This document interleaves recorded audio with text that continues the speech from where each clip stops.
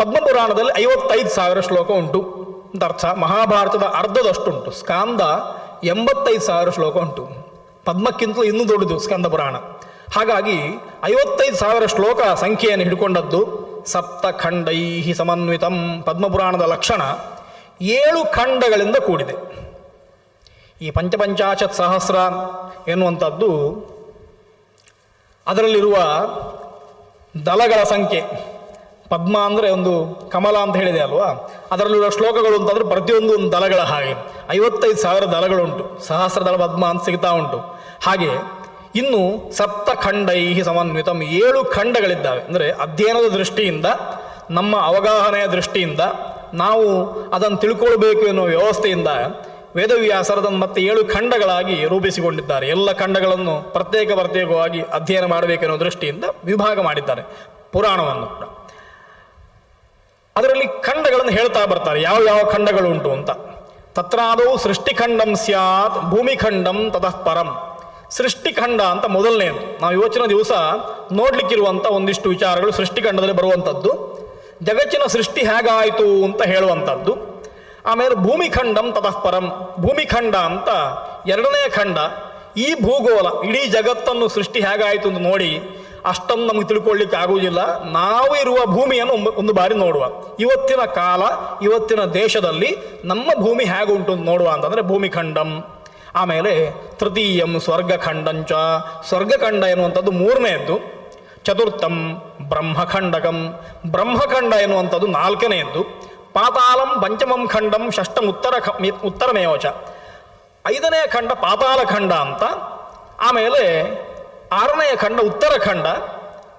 ಕ್ರಿಯಾಖಂಡಂ ಸಪ್ತಮಂ ಸ್ಯಾದ್ ಇತ್ಯೇವಂ ಖಂಡ ಸಪ್ತಕಂ ಅಂತ 7ನೇ ಖಂಡ ಕ್ರಿಯಾಖಂಡ ಅಂತ ಕರೆಯುವಂಥದ್ದು. ಅದರಲ್ಲಿ ಮೊದಲ 5 ಖಂಡಗಳನ್ನು ಪೂರ್ವಾರ್ಧ ಅಂತಲೂ, ಆಮೇಲೆ ಬರುವ 2 ಖಂಡಗಳನ್ನು ಉತ್ತರಾರ್ಧ ಅಂತಲೂ ವಿಭಾಗ ಮಾಡಿದ್ದಾರೆ.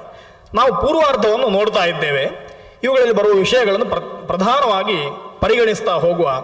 ಏಚ ದೇವ ಮಹಾಪದ್ಮಂ ಅದ್ಭುತಂ ಯನ್ಮಯಂ ಜಗತ್ ತದ್ವೃತ್ತಾಂತಾಶ್ರಯಂ ತಸ್ಮಾತ್ ಪಾದ್ಮಮಿತ್ಯುಚ್ಯತೆ ಬುಧೈಃ. ಹಾಗಾಗಿ ಪದ್ಮ ಅಥವಾ ಪಾದ್ಮ ಪುರಾಣ ಅಂತಂದರೆ ಏನು ಅಂತ ಪುರಾಣವೇ ನಮಗೆ ಹೇಳ್ತಾ, ನಾನು ಹೇಳಿದೆ ಅಲ್ಲ ಈ 7 ಖಂಡಗಳು ಅಂತ. ಈ 7 ಖಂಡಗಳನ್ನು 7 ಪ್ರಧಾನ ದಳಗಳು ಅಂತ ಇಟ್ಟುಕೊಳ್ಳಿ. ಅದಕ್ಕೆ ಮೂಲವಾದವನನ್ನು ಭಗವಂತ ಅಂತ ಇಟ್ಟುಕೊಳ್ಳಿ. ಇದನ್ನು ಪಾದ್ಮ ಅಂತ ಕರೆಯುವಂಥದ್ದು, ಅಥವಾ ಇದನ್ನು ಪದ್ಮ ಅಂತ ಕರೆದರೆ, ಜಗತ್ತನ್ನು ಪದ್ಮ ಅಂತ ಕರೆದರೆ, ಜಗತ್ತು ಎನ್ನುವ ಪದ್ಮದ ಬಗ್ಗೆ, ಜಗತ್ತಿಗೆ ಆಧಾರನಾದ ಭಗವಂತನ ಬಗ್ಗೆ ಹೇಳುವುದರಿಂದ ಈ ಪುರಾಣಕ್ಕೆ ಪಾದ್ಮ ಅಂತ ಕರೆದಿದ್ದಾರೆ. ಎಲ್ಲ ಕಡೆಗಳಲ್ಲಿ 2 ರೀತಿಯ ವ್ಯವಹಾರ ಉಂಟು. ಸ್ಕಂದ ಪುರಾಣವನ್ನು ಸ್ಕಂದ ಪುರಾಣ ಅಂತ ಕರೀತಾರೆ, ಸ್ಕಾಂದ ಅಂತಲೂ ಕರೀತಾರೆ. ಅದೇ ರೀತಿ ಕೂರ್ಮವನ್ನು ಕೂರ್ಮ, ಕೌರ್ಮ ಅಂತ ಹೇಳಿದ್ದುಂಟು. ವರಾಹವನ್ನು ವರಾಹ, ವಾರಾಹ ಅಂತ ಹೇಳಿದ್ದುಂಟು. ಅದೇ ರೀತಿ ಪದ್ಮವನ್ನು ಕೂಡ ಪದ್ಮಪುರಾಣ ಅಂತ ಕರೆದಿದ್ದಾರೆ, ಪಾದ್ಮ ಪುರಾಣ ಅಂತ ಕರೆದದ್ದು ಉಂಟು. ಇದರಲ್ಲಿ ದೊಡ್ಡ ವ್ಯತ್ಯಾಸ ಇಲ್ಲ. ಪದ್ಮ ಎನ್ನುವಂಥದ್ದು ಜಗತ್ತಾದರೆ ಪದ್ಮದ ಬಗ್ಗೆ ಇರುವಂಥದ್ದು ಪಾದ್ಮ ಅಂತ ಇಟ್ಟುಕೊಳ್ಬೇಕು. ಸ್ಕಂದ ಎನ್ನುವಂತಹ ಶಿವನ ಮಗನ ಬಗ್ಗೆ ಹೇಳುವುದರಿಂದ ಸ್ಕಾಂದ ಅಂತಲೂ ಅರ್ಥ ಮಾಡಲಿಕ್ಕೆ ಬರ್ತದೆ. ಈ ದೃಷ್ಟಿಯಿಂದ ಪದ್ಮ ಮತ್ತು ಪಾದ್ಮ ಎನ್ನುವಂತಹ ಶಬ್ದಗಳಿಗೆ ಅರ್ಥ ಮಾಡಬೇಕು ಅಂತ ಗೊತ್ತಾಗ್ತದೆ. ಇನ್ನು ನೇರವಾಗಿ ನಾವು ಪುರಾಣಕ್ಕೆ ಪ್ರವೇಶ ಮಾಡುವ. ಪದ್ಮಪುರಾಣದ ಸೃಷ್ಟಿಖಂಡದಲ್ಲಿ ನಾವಿದ್ದೇವೆ. ಎಲ್ಲ ಪುರಾಣ ಆರಂಭ ಆಗುವಂಥದ್ದು ಒಂದು ರೀತಿಯಲ್ಲಿ. ಈ ಪುರಾಣ ನಮಗೆ ತೀರ್ಥಗಳನ್ನು ತುಂಬ ಹೇಳ್ತದೆ. ಪ್ರಯಾಗವನ್ನು ತುಂಬ ಪ್ರಶಂಸೆ ಮಾಡ್ತದೆ. ಪುಷ್ಕರ ಅಂತ ಕರೀತದೆ. ಆ ಪುಷ್ಕರವನ್ನು ತುಂಬ ಪ್ರಶಂಸೆ ಮಾಡ್ತದೆ. ಯಾಕೆ ಅಂತಂದರೆ ವೇದದಲ್ಲೂ ಹೇಳಲ್ಪಟ್ಟದ್ದು, ಸಿತಾಸಿತೆ ಸರಿತೆ ಯತ್ರ ಸಂಗತೆ ಅಂತ.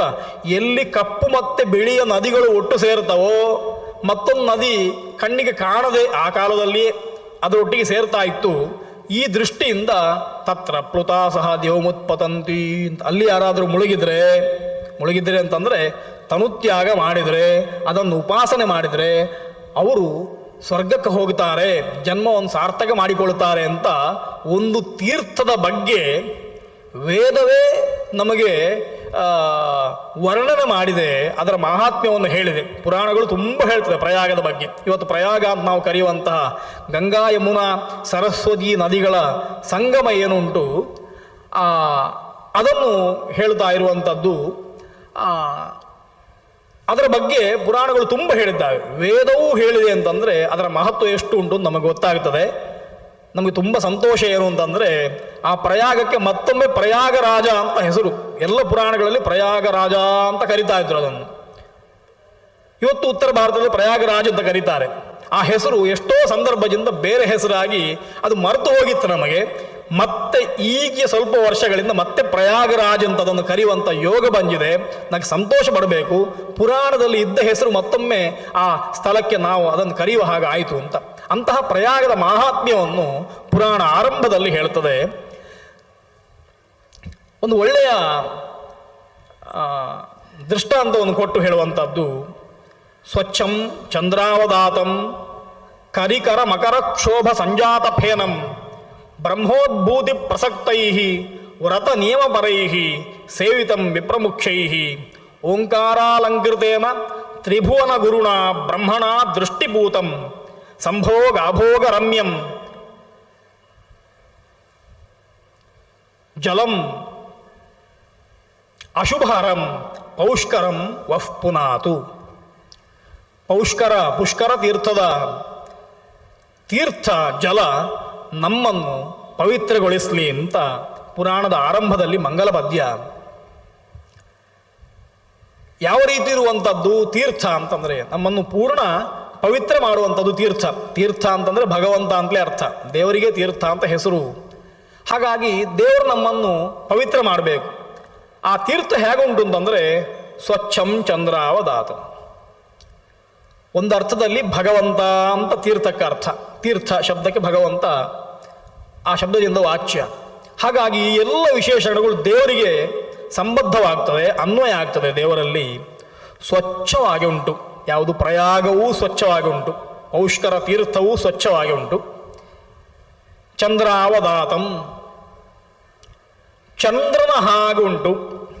ಚಂದ್ರನಲ್ಲಿರುವ ಗುಣಗಳನ್ನು, ಶೀತಲ ಅಂತ ಅರ್ಥ, ಪಾವನತ್ವ ಎಲ್ಲವೂ ಅದರಲ್ಲಿ ಉಂಟು ಅಂತ ಅರ್ಥ, ಆಹ್ಲಾದಕತ್ವ ಉಂಟು ಅಂತ ಅರ್ಥ.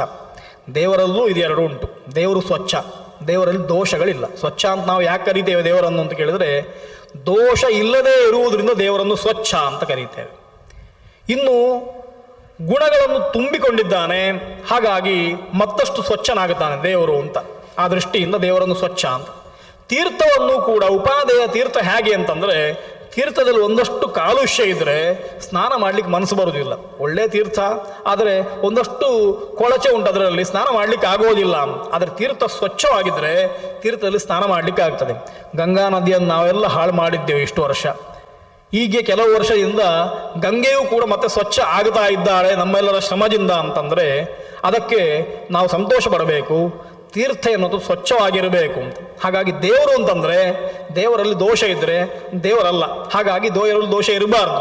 ಅಂತಹ ದೇವರನ್ನು ಉಪಾಸನೆ ಮಾಡಬೇಕು ಅಂತಂದರೆ ದೇವರನ್ನು ದೇವರು ಅಂತಲೇ ಉಪಾಸನೆ ಮಾಡಬೇಕು. ಆ ರೀತಿಯ ಭಗವಂತ, ಆ ರೀತಿಯ ತೀರ್ಥ. ಇನ್ನು ಕರಿ ಮಕರ ಕ್ಷೋಭ ಸಂಜಾತ ಫೇನಂ, ಕರಿಕರ ಮಕರ ಕ್ಷೋಭ ಸಂಜಾತ ಫೇನಂ. ಒಂದು ತೀರ್ಥ ಅಂತ ಆದರೆ ಅದರಲ್ಲಿ ನೊರೆ ಬರ್ತದಂತೆ. ನೊರೆ ಹೇಗೆ ಬರ್ತದೆ ಅಂತ ಕೇಳಿದರೆ, ಒಂದೋ ಆನೆ ತನ್ನ ಸೊಂಡಿಲನ್ನು ಹಾಕಿ ಅದರಿಂದ ನೀರು ತೆಗೆದು ಮತ್ತು ನೀರನ್ನು ಅದಕ್ಕೆ ಪೂತ್ಕಾರ ಮಾಡಿ ಹಾಕಬೇಕು.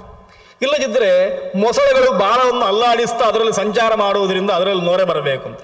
ಹೀಗೆ ತೀರ್ಥದಲ್ಲಿ ನೊರೆ ಬರ್ತಾ ಉಂಟು ಅಂತಂದರೆ, ಶಾಸ್ತ್ರ ಒಂದು ಜಲಧಿ ಅಂತಾದರೆ, ದೇವರು ಒಂದು ಜಲಧಿ ಅಂತಾದರೆ, ಅದರಲ್ಲಿರುವಂತಹ ಕರಿಕರಗಳು ಮಕರಗಳು ಯಾವುದು ಅಂತ ಕೇಳಿದರೆ ದೇವರನ್ನು ಮತ್ತಷ್ಟು ತಿಳ್ಕೊಳ್ಬೇಕು ಅಂತ ವಿಹಾರ ಮಾಡುವಂತಹ ಋಷಿಗಳು ಅಂತಲೇ ಅರ್ಥ. ಈ ಪ್ರಯಾಗ ತೀರ್ಥದಲ್ಲೂ ಕೂಡ ಮಕರಾದಿಗಳು ನೊರೆಯನ್ನು ಬರಲಿಕ್ಕೆ ಕಾರಣವಾಗಿದ್ದಾವೆ ಅಂತ ಹೀಗೆ ಅರ್ಥ ಮಾಡಬೇಕು. ಇನ್ನು ಬ್ರಹ್ಮೋದ್ಭೂತಿ ಪ್ರಸಕ್ತೈ ವ್ರತ ನಿಯಮಪರೈ ಸೇವಿತಂ ವಿಪ್ರಮುಖ್ಯೈ. ಜ್ಞಾನಿಗಳು ಸ್ನಾನ ಮಾಡ್ತಾ ಇದ್ದಾರೆ. ಅದರಲ್ಲಿ ಯಾಕೆ ಸ್ನಾನ ಮಾಡ್ತಾರೆ ಅಂತ ಕೇಳಿದರೆ, ಬ್ರಹ್ಮೋದ್ಭೂತಿ ಪ್ರಸಕ್ತೈ, ದೇವರು ನಮ್ಮಲ್ಲಿ ಜಾಗೃತನಾಗಲಿ, ನಮ್ಮ ಮನಸ್ಸಿನಲ್ಲಿ ದೇವರು ಕಾಣಿಸಿಕೊಳ್ಳಿ, ದೇವರು ಉದ್ಭವನಾಗಲಿ, ದೇವರ ಜನ್ಮ ಆಗಲಿ ಅಂತ ನಿರಂತರವಾಗಿ ದೇವರನ್ನು ಧ್ಯಾನ ಮಾಡುವಂತಹ ಜ್ಞಾನಿಗಳು ಯಾರಿದ್ದಾರೆ ಅವರು ತೀರ್ಥದಲ್ಲಿ ಸ್ನಾನ ಮಾಡ್ತಾರೆ. ತೀರ್ಥ ಅಂದರೆ ದೇವರು ಅಂತಂದರೆ ದೇವರಲ್ಲೇ ಮಜ್ಜನ ಮಾಡ್ತಾರೆ ಅಂತ ಅರ್ಥ, ದೇವರಲ್ಲಿ ಮಗ್ನರಾಗಿದ್ದಾರೆ ಅಂತ ಅರ್ಥ. ಅಂತಹ ವಿಪ್ರಮುಖ್ಯೈ ಜ್ಞಾನಿಗಳಿಂದ ಸೇವಿತವಾದಂತಹ ತೀರ್ಥ. ಓಂಕಾರಾಲಂಕೃತೇನ ತ್ರಿಭುವನ ಗುರುಣ ಬ್ರಹ್ಮಣ ದೃಷ್ಟಿಭೂತಂ. ಇನ್ನು ಯಾವುದನ್ನಾದರೂ ಪವಿತ್ರ ಅಂತ ಕರೆಯುವುದು ಹೇಗೆ ಅಂತಂದರೆ, ಆ ನೀರಿನಿಂದ ದೇವರಿಗೆ ಅಭಿಷೇಕ ಮಾಡಿದರೆ, ಶಾಲಗ್ರಾಮಕ್ಕೆ ಅಭಿಷೇಕ ಮಾಡಿದರು, ದೇವರ ಮೂರ್ತಿಗೆ ಅಭಿಷೇಕ ಮಾಡಿದರು, ಆಗ ಆ ನೀರು ಮತ್ತೊಮ್ಮೆ ತೀರ್ಥ ಅಂತ ಆಗ್ತದೆ. ಕಲಶಕ್ಕೆ ಹಾಕಿದ ಕೂಡಲೂ ತೀರ್ಥ ಅಂತ ಆಗ್ತದೆ. ದೇವರ ಮೇಲೆ ಬಿದ್ದ ಕೂಡಲೇ ಮತ್ತಷ್ಟು ತೀರ್ಥ ಪಾವನ ಅಂತ ಆಗ್ತದೆ. ನಮ್ಮನ್ನು ಪವಿತ್ರಗೊಳಿಸುವಂಥ ಸಾಮರ್ಥ್ಯ ಆ ಸಾಮಾನ್ಯ ನೀರಿಗೆ ಬರ್ತದೆ. ಈ ಪ್ರಯಾಗದ ನೀರು ಹೇಗೆ ಅಂತಂದರೆ, ಓಂಕಾರದಿಂದ ವಾಚ್ಯನಾದ ಅಂದರೆ ಸಕಲ ವೇದದಿಂದ ವಾಚ್ಯನಾದಂಥ ಭಗವಂತ ತಾನು ಅರಳುಗಣ್ಣಿನಿಂದ ಅದನ್ನು ನೋಡಿದ್ದಾನಂತೆ. ಹಾಗಾಗಿ ಅದು ಪವಿತ್ರವಾಗಿದೆ ಅಂತ ಅರ್ಥ. ಇಂತಹ ತ್ರಿಭುವನ ಗುರುಣ ಬ್ರಹ್ಮಣ ದೃಷ್ಟಿಭೂತಂ ಸಂಭೋಗ ಅಭೋಗ ರಮ್ಯಂ ಜಲಂ ಅಶುಭಹರಂ. ಮನುಷ್ಯನ ಎಲ್ಲ ರೀತಿಯ ಸುಖಾಪೇಕ್ಷೆಗಳಿಗೆ ಅಥವಾ ದೇವರಲ್ಲಿ ನಾನು ನಿರಂತರವಾಗಿ ಲಗ್ನವಾಗಬೇಕು ಇರಬೇಕು ಅಂತ ಬಯಸುವಂತಹ ಜ್ಞಾನಿಗೆ ಆಶ್ರಯವಾಗಿರುವುದರಿಂದ ಸ್ತೋತ್ರ ಮಾಡಿ. ಪುರಾಣದ ರೋಮಹರ್ಷಣ ಸೂತರು ಯಾರಿದ್ದಾರೆ, ವೇದವ್ಯಾಸರ ಸಾಕ್ಷಾತ್ ಶಿಷ್ಯರು. ವೇದವ್ಯಾಸರು ವೇದವನ್ನು ಪಾಲು ಮಾಡುವಾಗ ಋಗ್ವೇದ, ಯಜುರ್ವೇದ, ಸಾಮವೇದ, ಅಥರ್ವವೇದ ಅಂತ 4 ವೇದಗಳನ್ನು 4ಆಗಿ ವಿಭಾಗ ಮಾಡಿ ಸುಮಂತು, ಜೈಮಿನಿ, ಪೈಲ ಅಂತ ಅವರಿಗೆ ವಿಭಾಗ ಮಾಡಿ ಕೊಡ್ತಾರೆ. ಆಮೇಲೆ ಕೊನೆಗೆ ಪುರಾಣಗಳನ್ನು ಯಾರಿಗೆ ಕೊಡುವುದು ಅಂತ ಆ ಹೊತ್ತಿಗೆ ಇತಿಹಾಸ ಪುರಾಣಾನಾಂ ಪಿತಾಮೇ ರೋಮಹರ್ಷಣ ಅಂತ ಸೂತರು ಭಾಗವತದಲ್ಲಿ ಹೇಳ್ತಾರೆ. ಋಗ್ವೇದವನ್ನು ಒಬ್ಬನಿಗೆ, ಯಜುರ್ವೇದವನ್ನು ಒಬ್ಬನಿಗೆ ಅಂತ ಸುಮಂತು, ಜೈಮಿನಿ, ಪೈಲ, ವೈಶಂಪಾಯನರಿಗೆ ಕೊಟ್ಟರು. ಇತಿಹಾಸವನ್ನು, ಮಹಾಭಾರತವನ್ನು ಕೊಡಬೇಕು ಅಂತ ಮನಸ್ಸಾಯ್ತಂತೆ. ಪುರಾಣವನ್ನು ಕೊಡಬೇಕು ಅಂತ ಮನಸ್ಸಾಯ್ತಂತೆ ವೇದವ್ಯಾಸರಿಗೆ. ಯಾರಿಗೆ ಕೊಡಬೇಕು ಅಂತ ಆಲೋಚನೆ ಮಾಡಿದ್ರಂತೆ. ಸೂತ ಪುರಾಣಿಕರ ತಂದೆಯಾದ ರೋಮಹರ್ಷಣ ಎನ್ನುವವರಿಗೆ ಅದನ್ನು ಕೊಟ್ಟರು ಅಂತ.